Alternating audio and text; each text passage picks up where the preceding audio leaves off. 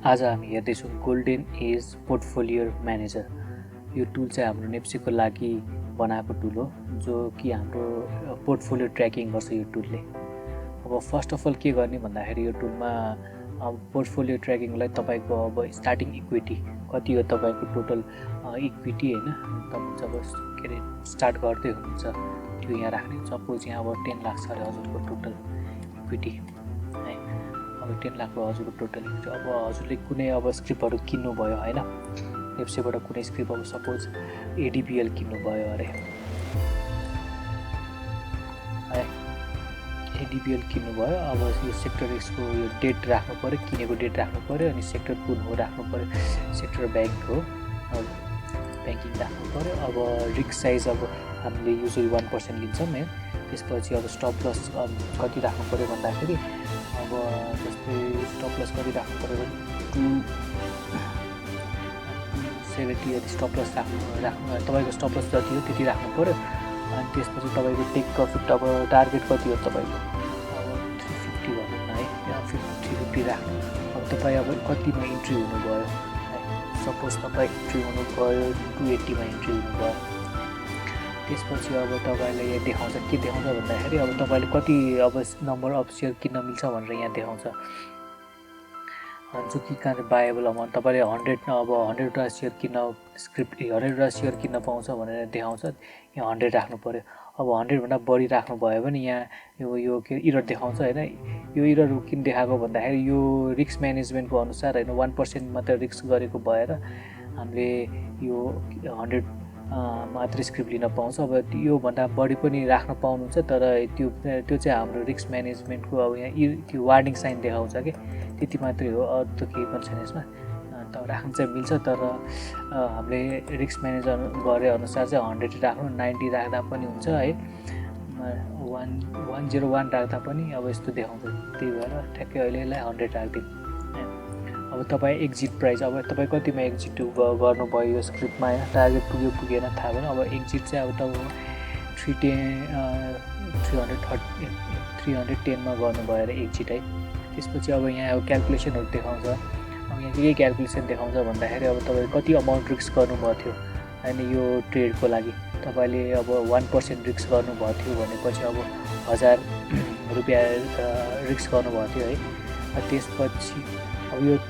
त्यसपछि अब एसएल अब पर किता कतिको एसएल, अब पर कितामा चाहिँ 10 रुपियाँको एसएल लाग्ने भयो। अनि टार्गेट साइज अब पर कितामा प्रफिट भयो भने 70को प्रफिट हुन्थ्यो। यहाँ बाएबल क्वान्टिटी भइहाल्यो, यो चाहिँ अलिक इम्पोर्टेन्ट छ, यो चाहिँ ख्याल गर्नु होला। यही हेरेर हामी के अरे रिस्क म्यानेज गर्छौँ। त्यसपछि अब रिस्क टु रिवार्ड रेसियो अब टार्गेट प्रफिट अब 1:7 को रिस्क रिवार्ड थियो है। त्यसपछि रिवार्ड साइज अब 7000 को रिवार्ड। बाई भ्याल्यु भनेको अब हजुरले कति इन्भेस्ट गर्नुपर्ने भयो यो स्क्रिप्ट के अरे 1% को रिस्कको लागि बाई भ्याल्यु हो यो है। त्यसपछि अब बायर कमिसन, यो बायर कमिसन अब ब्रोकरको कमिसन होइन, यो क्यालकुलेट भएर यहाँ अटोमेटिकली एड भयो। अब C1 फी पनि automatically C1 fee plus DP charge यहाँ एड भइहाल्यो। त्यसपछि टोटल कस्ट अब हामीलाई यति पर्न आयो यो ट्रेडको, हाम्रो यति इन्भेस्टमेन्ट भयो भनौँ न है। त्यसपछि हाम्रो सेल भ्याल्यु, हामीले अब सेल गर्दाखेरि यतिमा सेल गऱ्यौँ भनेर यहाँ देखायो। अब सेल गर्दा यतिमा हाम्रो हुनुपर्ने, अब यहाँ चार्जेसहरू काट्दाखेरि तपाईँको सेल ब्रोकर कमिसन यति लियो त्यति बेला। त्यसपछि C1 फीले C1 fee plus DP charges यति काट्यो होइन। टिडिएस अब प्रफिट भएको छ नि त, त्यही भएर टिडिएस पनि काट्यो हाम्रो 135। त्यसपछि टोटल सेल्स भ्याल्यु हाम्रो 30,071 हामीले सेल गर्यो, 30,071मा सेल गऱ्यौँ। यसमा हाम्रो प्रफिट भयो 2569 प्रफिट भयो। अब यहाँ हाम्रो इक्विटी चेन्ज हुन्छ। अब के भएछ भन्दाखेरि टोटल पहिला यति थियो हाम्रो 10 लाख थियो इक्विटी, अब हाम्रो कति हुने भयो भन्दाखेरि अब 2.5%ले ग्रोथ भयो। त्यही भएर हाम्रो अब नेक्स्ट अब यति इक्विटी अब प्रफिट भएर यति इक्विटी भयो भनौँ न, के अरे 10,25,069 रुपिस भयो हाम्रो नयाँ इक्विटी। अब यहाँ अब केही नोट्सहरू राख्नु चाहनुहुन्छ भने त्यो पनि राख्न मिल्छ, केही नोट होइन राख्नु चाहनुहुन्छ राख्ने होइन। त्यसपछि अब यहाँ गर्ने, अनि यो चाहिँ हाम्रो ग्राफ पनि देखाउँछ यहाँ पर्फर्मेन्स, पोर्टफोलियो पर्फर्मेन्स कसरी गरिरहेछ भनेर। अब हाम्रो स्टार्टिङ अब 10 लाख थियो, 10 लाखबाट माथि गएर अब हाम्रो यसरी पोर्टफोलियो अब हरेक अब ट्रान्जेक्सन एड गरेपछि यो चेन्ज हुँदै जान्छ यो ग्राफ पनि त्यही अनुसार। अब हामीले अर्को ट्रेड लिँदाखेरि अब सपोज हामीले अब एडिबिएल भएको थियो अहिले, अब हामी के लिउँ भन्दा कि सपोज अब जिएफसिएल लियो अरे है। अब सेक्टर हाम्रो यो फाइनेन्स चुज गर्नु पऱ्यो। त्यसपछि अब ट्रेड 1% युपी पनि, यो पनि 1%को रिस्क गऱ्यो।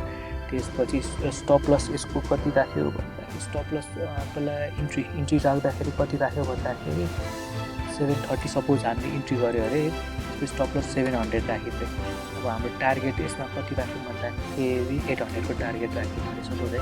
त्यसपछि यहाँ के बायबल क्वान्टिटी 33 हाम्रो 33 किताब मात्र लिन पाउँछ है। अब त्यही भएर 33, अब त्योभन्दा बढी लियो भने यो इरर देखाउने भइहाल्यो, इरर या वार्निङ साइन देखाउँछ, इरर चाहिँ होइन वार्निङ साइन चाहिँ देखाउँछ। अब त्यही भएर हामीले सपोज 30 किताब मात्र लियो अरे होइन।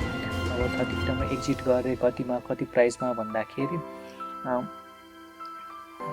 800मै एक्जिट गरेँ अरे योपालि।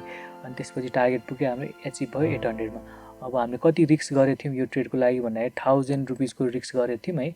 अनि त्यसपछि हाम्रो एसएल साइज हाम्रो 30 को भयो, अब टिपी साइज चाहिँ 70 को भयो। पर किता अब 30 को हामीलाई लस हुने भयो, पर किता 70 को हामीलाई प्रफिट हुनु भयो। यो इफ यो टार्गेटमा पुग्यो भने, एसएलमा पुग्यो भने पर किता 30 को लस हुने भयो, टार्गेटमा पुग्यो भने 70 को प्रफिट हुने भयो पर किता। त्यसपछि हाम्रो बायबल क्वान्टिटी भइहाल्यो यो। त्यसपछि रिस्क टु रिवार्ड चाहिँ यसको 1:2.33 थियो है। अब हामीले रिवार्ड कतिको टार्गेटमा पुगेको छ नि त, त्यही भएर यतिको रिवार्ड हामीले पायौँ है। त्यसपछि हाम्रो ब्रेक इभन निस्किनु पर्दा 733.86मा निस्किनु पर्थ्यो।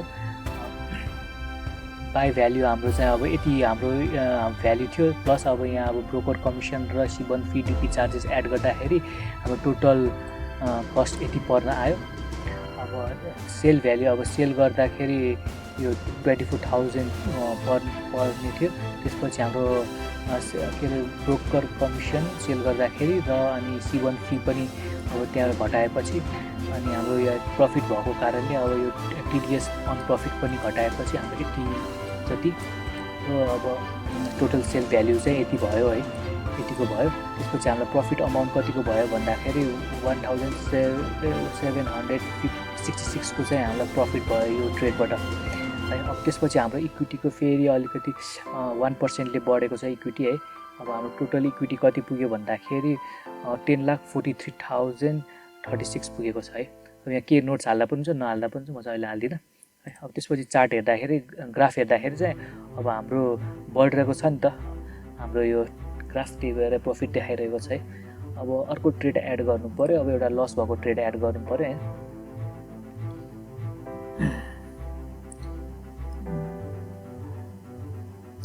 सपोज आइएलपिएस अरे ल, यो सपोज आइएलपिएस हामीले गऱ्यौँ, यो अब माइक्रो फाइनेन्स भयो है। यसमा पनि 1% को रिस्क लियौँ। त्यसपछि आइएलपिएसको अब हामीले कतिमा अब 950मा यसको एसएल राख्यौँ। अब टार्गेट चाहिँ हामीले यसको 1200 राख्यौँ अरे। अनि हाम्रो इन्ट्री चाहिँ हामीले 970मा गऱ्यौँ अरे। त्यसपछि हाम्रो अब नम्बर अफ सेयर कति लिनु, 50वटा लिनु भयो, हामीले 50वटै लियौँ अरे।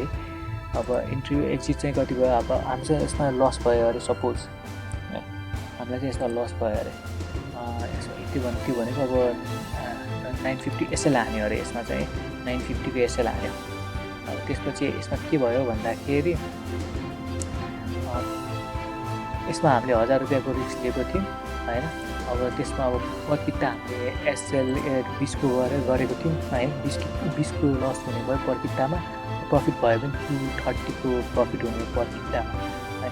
त्यसपछि अब यसको 1:11 को रिस्क रिवार्ड थियो अब इफ हामीलाई प्रफिट भएको भए टिपी हानेको भए होइन, टार्गेट पुगेको भए 11,500 को प्रफिट हुन्थ्यो। त्यसपछि अब ब्रेक इभन हाम्रो ब्रेक इभनमा निस्किनु पर्दा हामीले 974.56 निस्किनु पर्ने हुन्थ्यो। अनि बायबल क्वान्टिटी चाहिँ हाम्रो बायबल क्वान्टिटी चाहिँ 48,500 थियो होइन। त्यसमा अब ब्रोकर कमिसन, C1 चार्ज र डिपी चार्ज एड गर्दाखेरि चाहिँ टोटल कस्ट 48,726 भइदियो है। त्यसपछि हामीले सेल गर्दाखेरि 47,500 हामीले हुन्थ्यो। त्यसमा अब डिपी चार्ज र ब्रोकर कमिसन घटाउँदाखेरि अब यसमा लस भएको छ नि त, त्यसको कारणले टिडिएस चाहिँ यसमा काट्दैन। त्यसपछि हाम्रो टोटल सेल भ्याल्यु चाहिँ यति भइदियो है। अब टोटल हामीलाई चाहिँ अब यतिमा सेल गऱ्यो भनेपछि हामीले अब लस चाहिँ हामीले यतिमा हाम्रो यति इन्भेस्टेड थियो होइन, अब यतिमा हामीले सेल गर्नु पऱ्यो भनेपछि हामीलाई यतिको लस भयो। अब त्यो भएपछि हाम्रो यहाँ अब इक्विटी पनि 1%ले घट्यो, 1.39%ले घट्यो है। अब टोटल अब इक्विटी कति बाँकी रह्यो भन्दाखेरि